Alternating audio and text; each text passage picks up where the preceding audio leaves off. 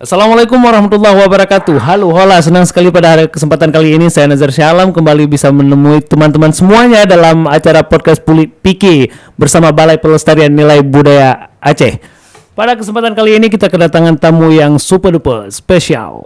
Beliau adalah seorang aktris papan atas, pemain teater, kemudian cantik.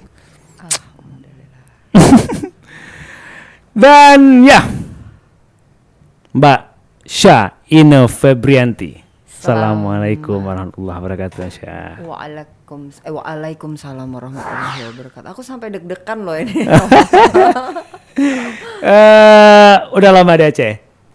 Sejak tanggal 15 take off dari Jakarta. 15 September. Sempat nggak ada pesawat juga ya? Iya, jadi waktu itu 15 September berangkat, malamnya langsung syuting. Ketemu Astakona. Oh, kan, hari itu juga. Tampu Nira. Pedagang hantu. Ya, jadi ke Aceh kali ini untuk syuting film dari novel yang menurutku sangat fenomenal. Ini novel ini memang dibicarakan banyak orang.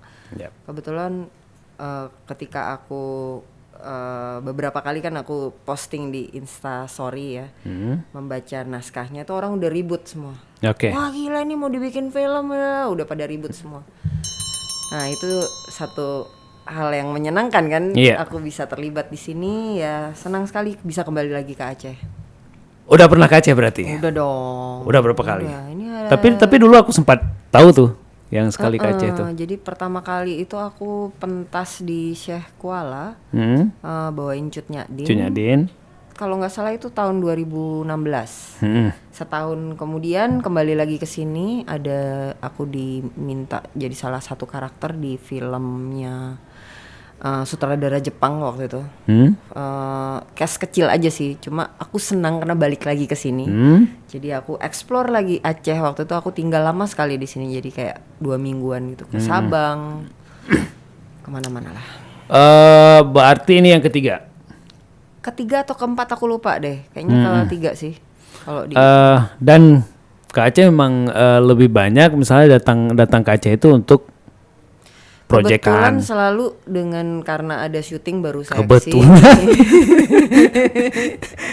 Iya. Gimana sekarang? Ini kan sebenarnya proyek Kura-Kura Berjanggut ini kalau dibilang film teater ya?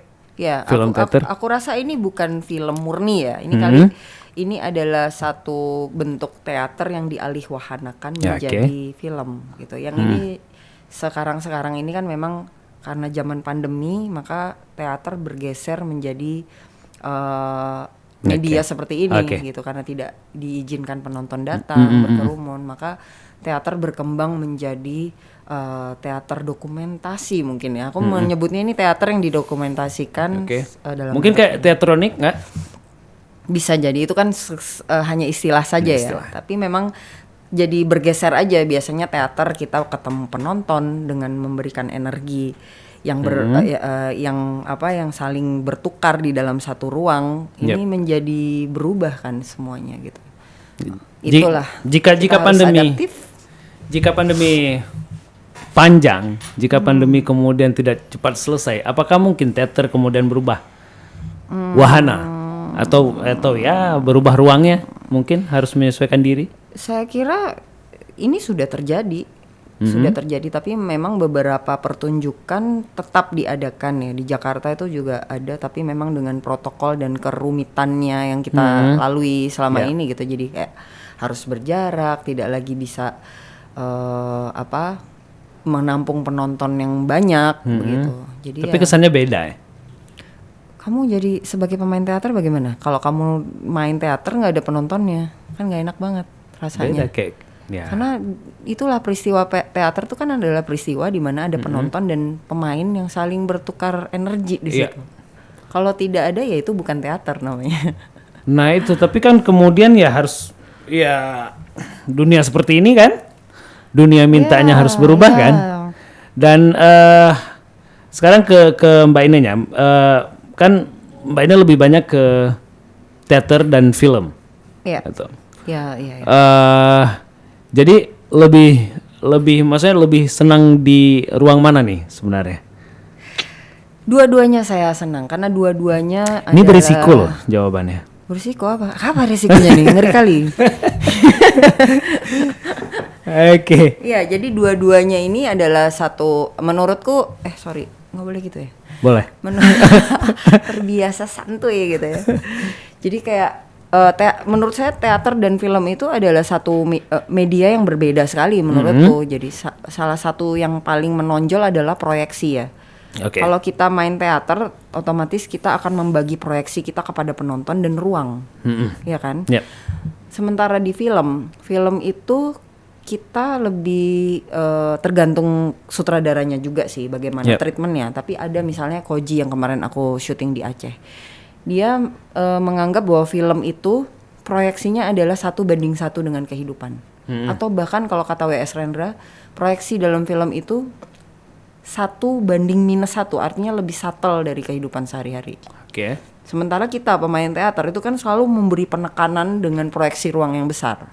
Itu yang kadang-kadang juga menjadi PR bagi pemain teater ketika dia harus terjun ke film, dia harus dengerin proyeksi ruang yang ada di frame, kan dia kan frame nih. Frame itu kan bisa menangkap secara detail perasaan, lo diem aja udah segitu gitu. Kadang-kadang pemain teater karena dia ruang yang diproyeksikan, jadi ada tekanan yang lebih ditekan. Nah itu yang mungkin juga gerakannya lebih besar gitu. Iya, nggak hanya gerakan, energinya, vibrasinya yang dia keluarkan tuh pasti besar gitu. Jadi itu yang juga kenapa aku mencintai film dan teater, itu harus juga aku masak. Ini buat teater, ini buat ruang yang besar. Ketika aku main di film, filmnya segini, jadi harus pandai, harus bisa menakar. Gitu. Jadi secara kebutuhan acting itu lebih menurut Mbak Ina nih lebih kuat di teater atau di film? Karena kan pengalamannya di dua-dua ruang kan. Betul. Kalau kebutuhan acting ya, kalau acting yang subtle itu menurutku jauh lebih berat dibandingkan acting yang proyeksinya besar. Menurutku ya. Karena tapi kadang-kadang orang juga ngelihatnya di teater tuh susah banget ya gitu. Orang kan berpikirnya kan kadang-kadang teater tuh nggak ada cut, nggak ada fasilitas lain gitu. Kalau di film tuh kan ada editing, lo salah bisa cut salah gitu. Tapi kalau di teater kita kan nggak bisa, ya udah terus gitu dari 0 sampai akhir, ya udah itu intensitasnya segitu, gitu. Jadi kalau dibilang sulit, kita punya kesulitan masing-masing sih yang pasti ya. Jadi kalau di teater memang tantangannya berbeda. Kalau di film menurutku secara acting itu nggak bisa dibikin-bikin gitu. Itu harus murni keluar dari emosi visual. Nah itu yang tadi aku bilang, kalau naskah itu kita menjadikan naskah itu mekanik, itu sangat bahaya di film. Oke. Jadi harus ada bang tadi apa? Atau bang emosi, bang visual, itu macam-macam. Menurut Ina, bukan Stanislavski. Ngarang gue itu metode ngarang saya. Oke. Itu biasa. Oke. Mbak Ina kan awalnya di model ya? Tahun 92 aku 92, awalnya sih, karena dulu tuh tomboy banget saya tuh, kakak saya tuh tahu. Jadi ibu saya khawatir kok tomboy banget gitu ya. Akhirnya ayo tuh ajakin suruh jadi model, tetap aja dia begitu. Iya, model kemudian nyanyi juga. Aduh. ada lagunya semalam sempat ngulik-ngulik dan dengar lagunya. Ya waktu muda kan kita nggak tahu mau kemana, ya udah terima aja semuanya. Tapi semakin kesini saya semakin tahu lah, kita harus memilih kan kita mau jadi apa kan. Oke, model nggak cocok, penyanyi nggak cocok juga. Berarti saya cinta teater dan saya harus jadi aktor yang teater dan film. Teater dan film. Dan aku juga sutradara sih sebenarnya, aku bikin beberapa film juga. Wah itu rencananya nanti mau tanya tuh. Oke. boleh. Kemudian sempat sinetron nggak? Ya, dulu pertama kali saya masuk dunia seni peran ya, dari model itu pertama kali. Saya beruntung sih sebenarnya perjalanan saya ini di awal-awal tuh ditawari atau yang datang ke saya adalah kesempatan yang sangat baik gitu loh ya. Oke. Kayak pertama kali saya main sinetron tuh bukan sinetron yang sembarangan gitu loh, kayak yang bikin Sofan Sofian. Itu pertama kali. Dari situ saya bisa memilah, oh ini yang baik, yang ini yang kayaknya nggak cocok, yang ini ya gitu. Terus akhirnya saya main di film bad, lebih banyak di film indie ya, karena saya ngerasa di indie itu lebih banyak pencariannya gitu. Lebih banyak ngulik, lebih banyak diskusi. Sementara di industri sinetron pada saat itu kita datang, yang saya dengar ya, saya nggak pernah main sinetron terlalu banyak, cuma Dewi Celebrity aja tuh waktu itu. Jadi orang datang naskahnya belum ada, kan gila banget mau mainin apa gitu kan. Jadi separah itu industri persinetronan itu, dan menurut aku kayaknya nggak cocok deh gue di situ gitu. Akhirnya saya cari cara gimana ya caranya belajar acting yang baik gitu pada saat itu ya.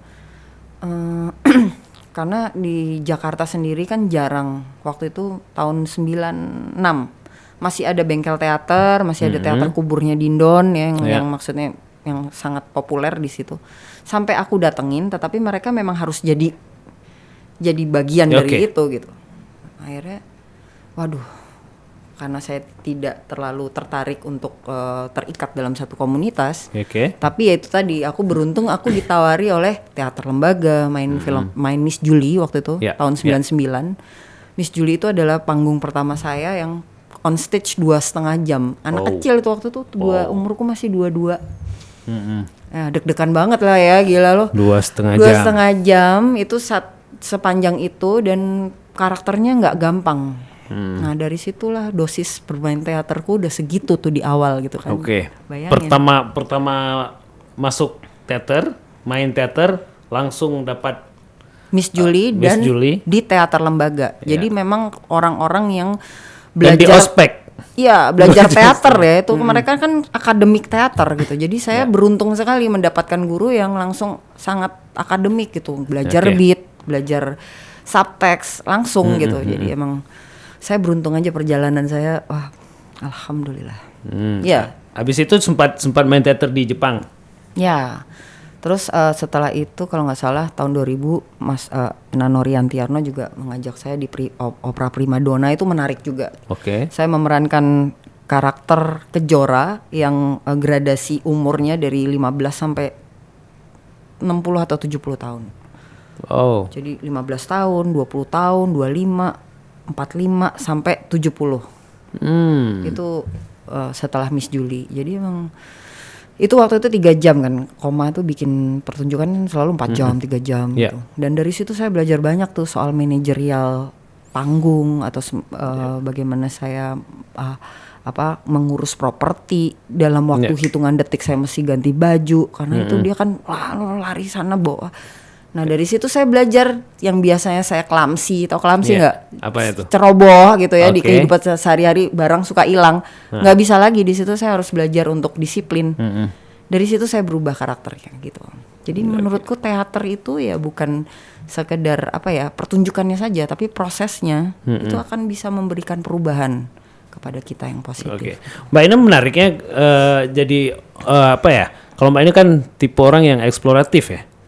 Jadi setelah dapat setelah dapat ini, belajar itu, belajar yang lain-lain sampai kemudian jadi sutradara.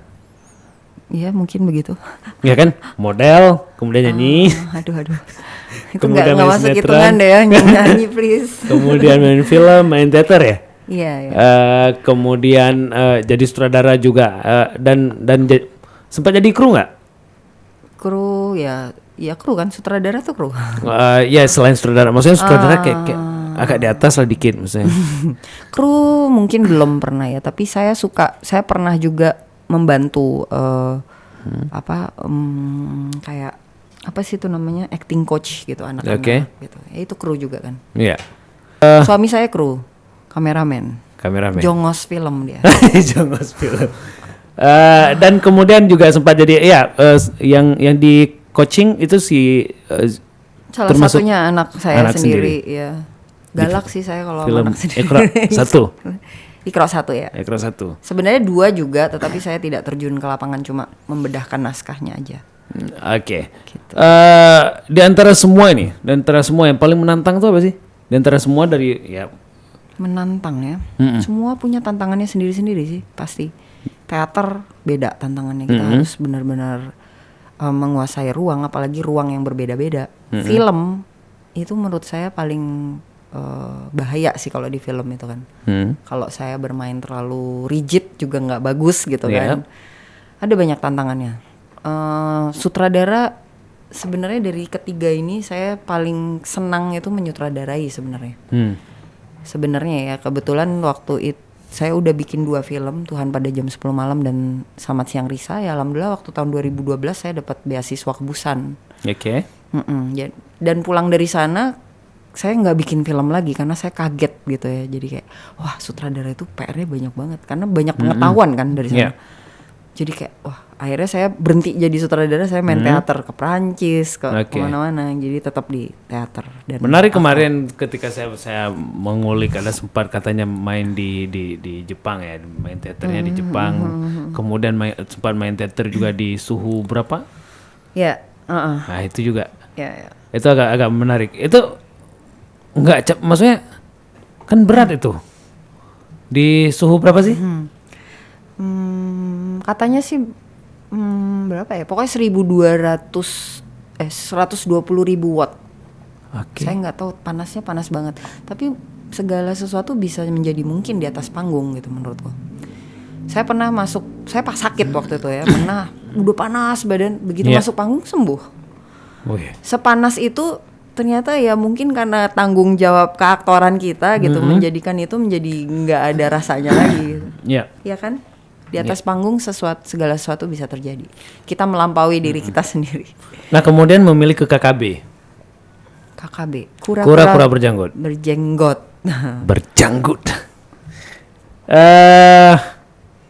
Kenapa bisa gabung di KKB ya? Kami begitu dikabarin ini Febrianti nih, langsung nih KN nanti ada kesempatan selfie. Kan? Jadi siapa yang tawarin nih?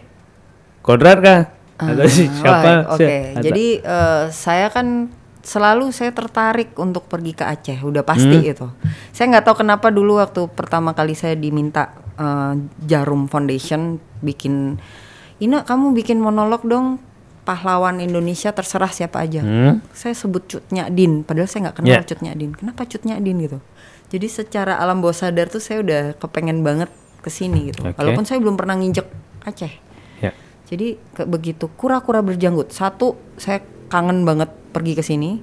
Kedua, saya kenal betul Bang Asari ya. Karya-karya beliau tuh aku suka sekali karya. Aku udah baca buku-bukunya sebelumnya. Dan saya memang sudah punya buku kura-kura berjanggut sebelum ditawari ini gitu. Walaupun nggak selesai ya bacanya, baru ya sepertiga lah. Dan aku suka sekali itu karena memang syarat dengan sejarah ya, walaupun fiksi ya, kita punya banyak wawasan dari situ. 2 itu, yang ketiga ya tentu saja saya senang ketemu lagi Bang Asari, ketemu lagi teman-teman di Aceh gitu yang dulu saya pernah datang, dan saya kangen kopi Sanger tentu saja sama Ranup. Jadi kalau ditawarin KKB, oke, saya mau. Karakter sepanjang membaca Kura-kura Berjanggut, karakter yang paling disenangin di situ? Karakter itu apa ya? Maksudnya saya suka peristiwanya sih sebenarnya, lebih ke nggak di tokohnya. Tokohnya kan banyak banget itu ya. Jadi tidak ada satupun tokoh ya. Mungkin saya suka Kamaria aja sih, karena dia nongol di awal. Saya kenal Kamaria tuh, agak singit juga tuh kan karakternya, agak aneh, agak abu-abu dan menyenangkan gitu buat saya. Karakter abu-abu selalu menarik untuk digumuli gitu. Tapi intinya peristiwa-peristiwanya sih yang memberikan sesuatu yang apa ya, kita bisa belajar banget. Ini kan Kura-kura Berjanggut 2 nih kan, udah 2 berarti yang pertama saya juga dapat Astakona, yang kemudian yang kedua saya juga dapat Astakona. Sebenarnya saya suka Mir Hasan di situ. Mir Hasan itu pedagang. Kamu lebih cocok memang jadi pedagang itu.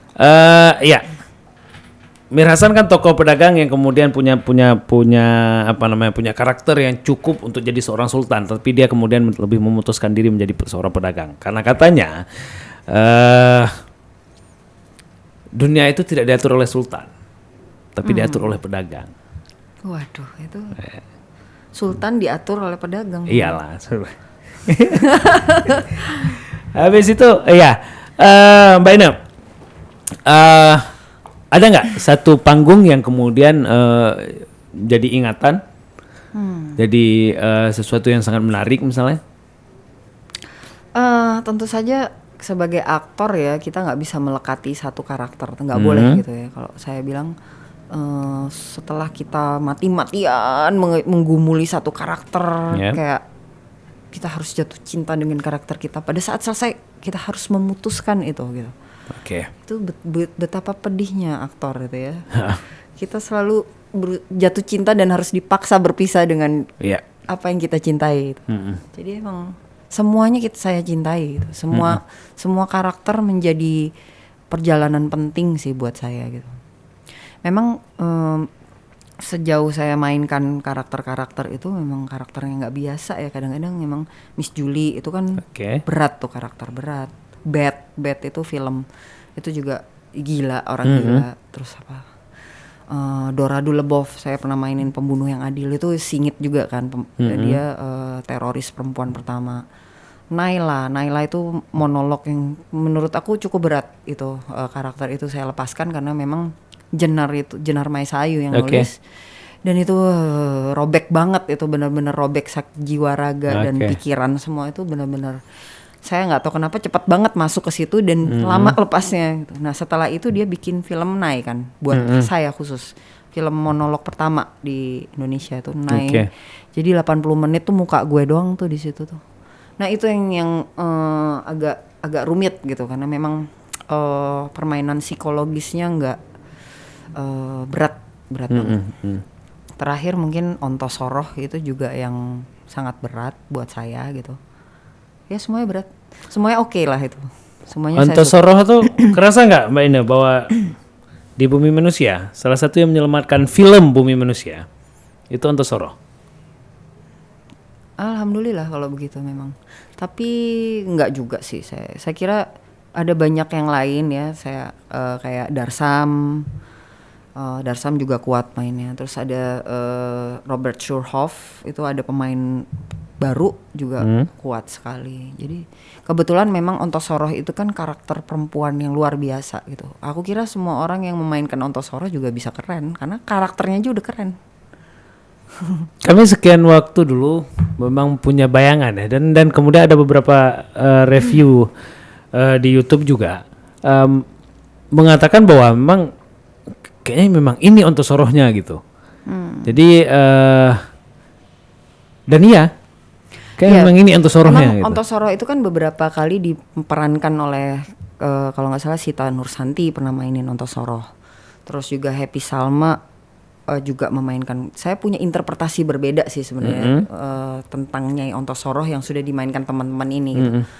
Bahwa Nyai Ontosoroh ini kan gundik gitu ya, gundik yang ya udah dia memang gundik yang diangkat jadi apa sih, mefro ya, jadi orang yang bermartabat, tapi dia tetap gundik gitu. Jadi menurutku bukan priai, makanya aku bisa yang sangat, dia bisa berkuda, dia jadi gimana ya, dia keras tapi bukan priai. Jadi itu yang kumunculkan di situ. Itu seberapa lama mencari Ontosoroh itu? Nah, ini menarik nih.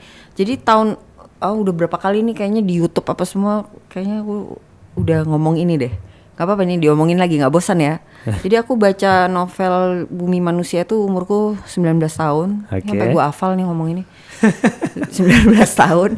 Itu pertama kali, dan aku baca buku itu pertama kali ketika aku ketemu sama karakternya Ontosoroh di situ. Gue merinding banget. Terus aku berdoa hari itu, detik itu aku berdoa, ya Allah kalau memang suatu saat film ini cerita difilmkan, izinkan aku memerankan perempuan ini. Ontosoroh, bukan Annelies. Padahal waktu itu umurku cocok ya, untuk memerankan Annelies.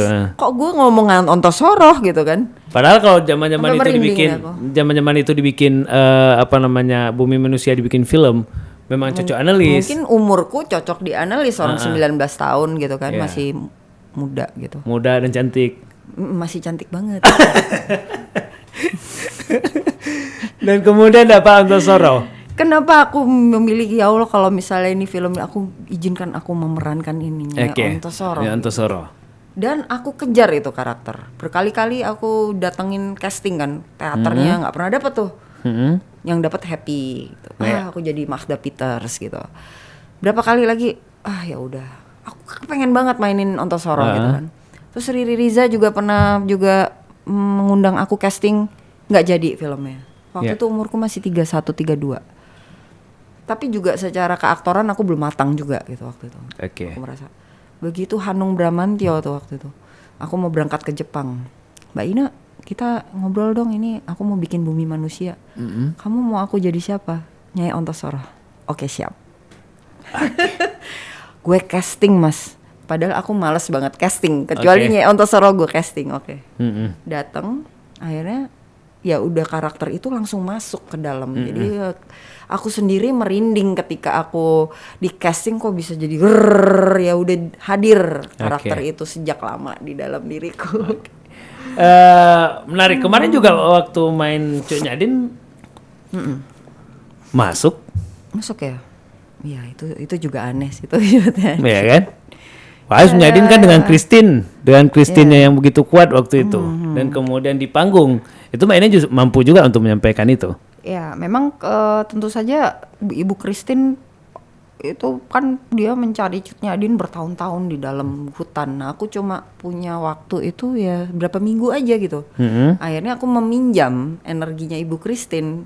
Aku baca, aku nonton karena nggak ada waktu lagi untuk mencari Cut Nyadin kan. Jadi memang wah kayak Christine Hakim ya, emang aku memang mengadop suaranya apanya. Tapi kan memang yang dimunculkan di panggung berbeda dengan cerita Cut Nyadin ini. Tapi aku meminjam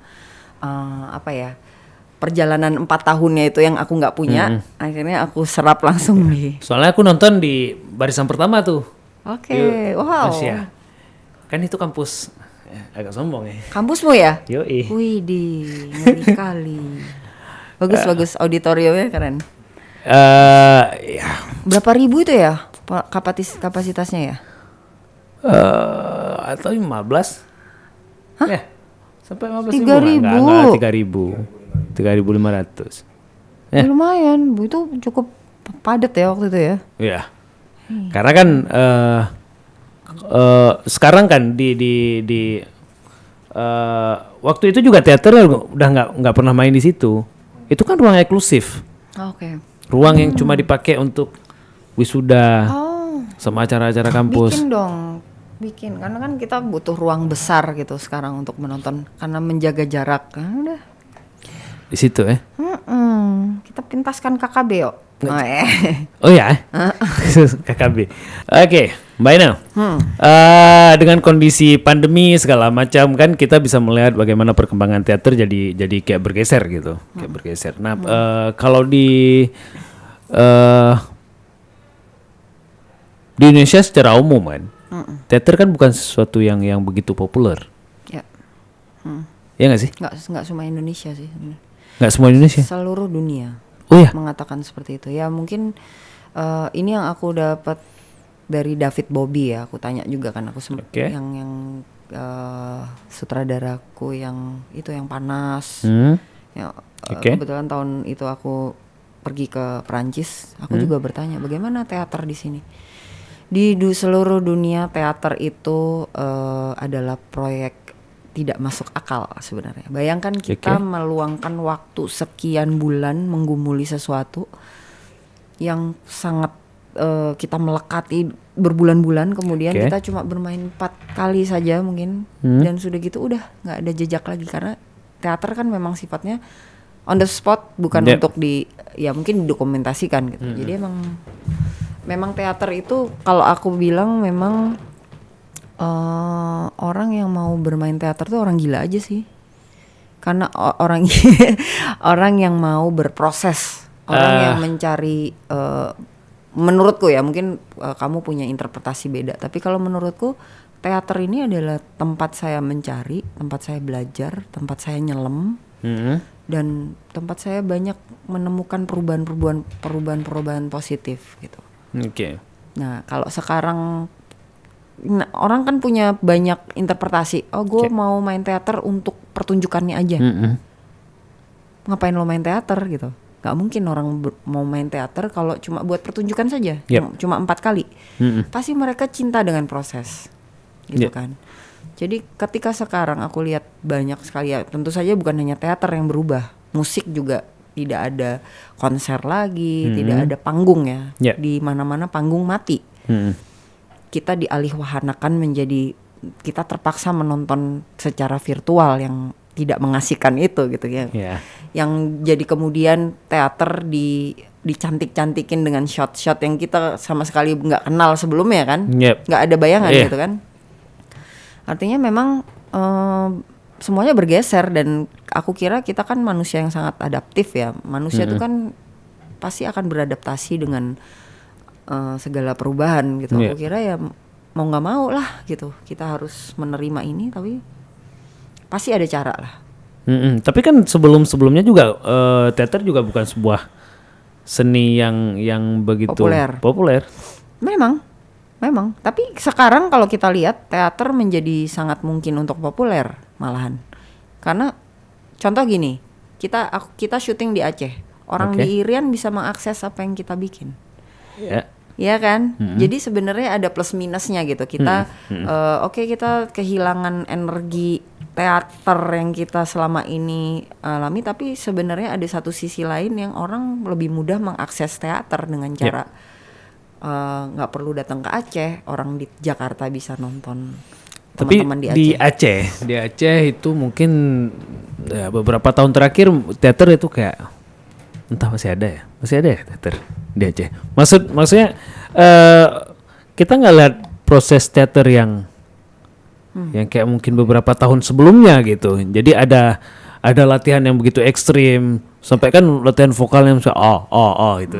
Jadi itu udah nggak ada kayaknya, ataupun kalau ada juga bukan udah nggak kayak dulu gitu. Jadi kayak teater itu kayak ada tapi gimana ya itu yang mengerikan sih sebenarnya ya. Kalau kita lihat zaman-zaman dulu gitu, orang-orang berteater itu kan udah orang memang betul-betul kayak apa ya, teater itu kayak jalan hidup gitu loh. Gak apa-apa deh gue gak dibayar gitu, atau karena itu adalah satu kebutuhan. Nah sekarang orang udah bergeser, udah gak mungkin lagi lo buang-buang umur di teater, latihan setengah mati gitu ya. Kayak kalau saya lihat teman-teman di bengkel teater itu mereka bisa berbulan-bulan. W.S. Rendra itu kan, Mas Willy itu mengajarkan anak-anak bengkel itu dengan sangat keras. Bisa misalnya 2 minggu lo tutup mata, cuma menggunakan indera yang lain selain mata. Ntar 2 minggu berikutnya lo tapa berata, nggak boleh ngomong selama 2 minggu. Latihannya tuh begitu dalam, begitu berat. Makanya anak-anak bengkel yang saya lihat, ketika mereka muncul di atas panggung, taksunya luar biasa gitu. Sekarang kan udah nggak ada gitu, nggak ada lagi sudah tidak menarik lagi kegiatan itu, karena memang mungkin kita zaman sekarang kan semua serba instan. Orang banyak mengakses, ya udah sekarang gini deh. Kalau zaman saya, kamu lahir tahun berapa sih? Kayaknya 89. 89. Duh, masih kecil ya. Iya. Jadi zaman saya itu dulu, zaman kita itu nggak ada handphone. Kita tuh kalau mau main ke rumah teman kita, itu rumahnya misalnya rumah saya di Bekasi, rumah teman saya di Cempaka Putih, dia nggak punya telepon. Saya mesti datang pesen naik ojek gitu ya, terus stop Metro Mini, pindah lagi ke bis satunya, gitu ya, terus ketok rumah teman saya tuh, tok, assalamualaikum, Meli ada? Meli nggak ada. Oh ya tolong kasih tahu ya, besok saya datang lagi. Bayangkan itu proses itu. Sekarang kan anak-anak sekarang udah kehilangan itu loh. Iya betul. Anak sekarang udah gue di sini nih, gue nggak tahu jalan. Google Map, semua serba instan, serba gampang. Nah itu yang mempengaruhi juga. Apalagi orang mana mau mereka bersusah-susah payah, karena semua serba itu juga mungkin adalah satu pergeseran perilaku atau kebiasaan atau pilihan gitu. Semua serba gampang sehingga ya udah maunya yang gampang-gampang aja. Sebenarnya yang bahaya itu kita kehilangan proses. Manusia kan Sekarang gampang aja mau pesan makanan tinggal 15 menit datang. Dulu mana bisa begitu kita? Nggak bisa. Kalau dulu keluar dulu, ada proses gitu. Kaya orang dulu tuh menurutku jauh lebih kaya dari sekarang. Bahaya dan lebih capek mungkin efeknya, tapi dia punya pengalaman batin ketika dia jalan. Dia sebagai aktor itu kan harus merasakan semuanya. Aktor itu lebih bagus jalan kaki atau jalan pakai motor dibandingkan hidup mewah kan sebenarnya. Dalam artian kita bisa nyetir mobil gampang sebenarnya, kita bisa nyetir mobil kemana aja. Dan kemudian tapi kalau kita jalan pakai motor itu banyak kali idenya tuh, kiri kanan depan belakang tuh ide tuh kan. Makanya saya lebih seneng jalan darat daripada naik pesawat. Kenapa? Saya punya fotografik memori yang baik setelah itu, karena saya menyerap banyak pemandangan, saya ketemu orang-orang dari masyarakat. Pagi-pagi lewat Banyuwangi, oh gini pasarnya begini, itu kan kita menyerap tuh. Betul. Sekarang kan orang mau cepetnya aja deh, aja. Nah itu yang sebenarnya proses itu yang sudah hampir ditinggalkan. Ya, dan saya sampai sekarang masih kalau keluar, kebetulan kan tempat tinggal saya itu dengan kedai-kedai kecil itu agak jauh gitu. Jadi saya membiasakan tiap hari untuk keluar jalan kaki. Ada motor, ada mobil juga di situ, dan tapi jalan kaki itu kayak memberikan sesuatu. Pasti. Jadi kita bisa ngomong sendiri, bisa berpikir apalah ini gitu kan. Jangan sangka orang gila aja. Ya, itu risiko. Jangan kamu ngobrol sama pohon lagi berhenti. Halo. Oke, Mbak Ina, ada harapan nggak untuk teater atau dunia peran nih? Ya, harapan sih sebenarnya bukan. Aku kalau berharap-harapan tuh kayak kesannya terlalu gigantik gitu ya. Kita bikin aja lah apa yang ku gelisahkan, bukan gelisah ya, mungkin pertanyakan terhadap diriku sendiri aja dulu gitu. Berangkat dari apa yang kegelisahan yang ada dalam diriku. Sekarang karena aku tahu betul kita udah hampir kehilangan proses itu. Sekarang ini aku sedang membangun dengan berdarah-darah dan air mata. Kayak kesannya heroin banget ya. Itu aku lagi bersama kawan-kawan volunteer bikin Huma Arc di Jakarta. Huma Arc itu sebenarnya aku tidak terlalu tertarik dengan bikin komunitas tertentu, tapi aku ingin menjadi wadah bagi segala komunitas. Semua orang bisa belajar. Karena kita kehilangan itu sebenarnya kan, apalagi di Jakarta. Di Jakarta tuh kan riuh, macet dan sebagainya. Beda dengan Jogja. Mungkin Aceh juga ya beda lagi tantangannya. Tapi kalau di Jakarta itu begitu banyak aktor yang memang sudah masuk industri, tapi mereka juga haus berproses, belajar. Nah, di situ itu yang keren sebenarnya. Ya mungkin ya harus keren kayaknya. Itu keren banget memang. Jadi aku bikin beberapa program yang memang dibutuhkan untuk aktor gitu, untuk kita belajar, nggak cuma sekedar aktor gitu. Ada performer laboratori. Aku mengundang orang-orang yang memang baik jadi mentor gitu, seperti Yudi Tajudin, Mas Dindon, Nanang HP, nanti juga Mbak Mel atau Eko PC gitu. Mereka akan memberikan menjadi mentor di metode keaktoran. Jadi kan ada banyak tuh. Kemarin tuh si Yudi Tajudin ngasih viewpoint. Jadi kita kasih kajian, training dan showcase untuk performer laboratori, dan mereka senang banget. Nah karena pandemi aja nih, jadi nggak bisa agak terhenti karena PPKM kemarin. Tapi insya Allah nih Oktober kita jalan lagi Gym for Actors. Nanti bisa lah kesana sekali. Iya dong, kamu datang ke situ harus. Ntar aku kasih tunjuk keren deh. Coba follow Huma Arc. Oke, di follow tuh. Instagram. Aku kan tugasnya follow aja. Follow ya. Kalau lo nggak follow. Oke, sampai di sini dulu sua kita dengan Mbak Syaina Febrianti. Terima kasih, Astakona. Aku akan memanggilmu Astakona. Oke, aku senang dipanggil Astakona. Meskipun maunya jadi Mir Hasan dulu. Ya terima kasih Mbak Ina, terima kasih atas kesempatannya, terima kasih juga buat partai-partai semua tim kreatif. Dan kita akan jumpa lagi di edisi Puli PK selanjutnya. Assalamualaikum warahmatullahi wabarakatuh. Waalaikumsalam warahmatullahi wabarakatuh.